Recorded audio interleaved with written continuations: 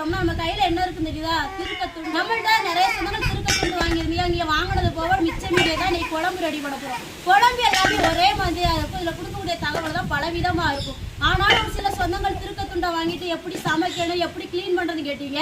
ஆனால் நாங்கள் பதில் சொல்லியிருந்தோம். ஆனால் பதில் சொன்னாலும் ஒரு சில பேர் வாங்கிட்டு தானே இருக்கீங்க.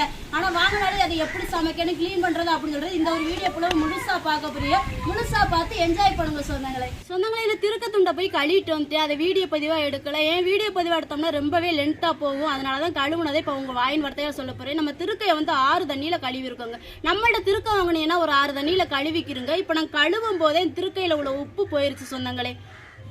உப்பு லைட்டாக கூட இல்லை. நம்ம 6 தண்ணியில் கழுவி இருக்கோம். நல்லாவே கழுவி உப்பை போக்கியாச்சு. இப்போ வந்து இந்த திருக்க துண்டை வந்து பச்சை தண்ணியில் தான் நான் ஊற போட போகிறேன். சுடு தண்ணியிலோட ஊற போடல, வெறும் பச்சை தண்ணியில் ஊற போகிறேன். இப்படி ஊற போடுறதுனால வந்து மேற்கொண்டு இருக்கிற உப்பும் போயிடும், கருவாடுமே நல்லா மெல்லிசமாகும். நம்ம குழம்பு கொதிச்சு இந்த கருவாடை போடுற பதத்தில் வந்து நம்ம தான் நாக்கு ருசிக்கு மேற்கொண்டு உப்பு போடுற ஒரு சூழ்நிலை வரும். கருவாடுமே மீன் பதத்தில் சாப்பிட்றதுக்கு ரொம்பவே டேஸ்ட்டாக இருக்கும்.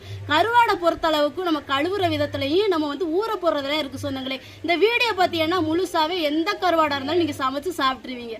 இப்போ தண்ணியில ஊற போட்டுக்கிறோம் சொந்தங்களே. நம்மள்ட்ட ஏராளமான சொந்தங்கள் வந்து திருக்கத்துண்டு வாங்கியிருப்பீங்க. உங்களுக்கு சதப்பகுதியாக வந்திருக்கும். அதில் மிச்சம் மீதி இருந்த எலும்பு பகுதி தோல் பகுதியை தான் இன்றைக்கி வீட்டுக்கு கறிக்கு எடுத்துருக்கோம். ருசியான குழம்பு வச்சு நம்ம சாப்பிட போகிறாங்க. ஆனால் எப்போதுமே நம்ம வீடியோ பதிவை பார்த்துருப்பீங்க. உங்களுக்கு தரமான பொருளை கொடுத்துட்டு அதில் மிச்சம் மீதி இருக்கிறத நம்ம சமைச்சு வீடியோ பண்ணுவோம். இதுக்கு முன்னாடி பார்த்துருப்பீங்க வஞ்சர மீன் நம்மள்ட்ட வாங்கினவும் தலைப்பகுதி எப்பெல்லாம் கழிச்சிருப்பீங்க. அது தலைப்பகுதியை வச்சு ஒரு ருசியான கருவாட்டு குழம்பு ரெடி பண்ணி சாப்பிட்ருப்போம். இப்போ இந்த திருக்கத்துண்டு வாங்கினவங்களுக்குலாம் இது ஒரு பயனுள்ள வீடியோ பதிவாக இருக்க போது. எப்படி நம்ம திருக்கத்துண்டை கழுவணும், அதை சமைக்கணும் அப்படின்னு சொல்றது வீடியோ தொடர்ந்து பாருங்க சொந்தங்களே. அது உங்களுக்கு பயனுள்ளது ஒரு வீடியோ.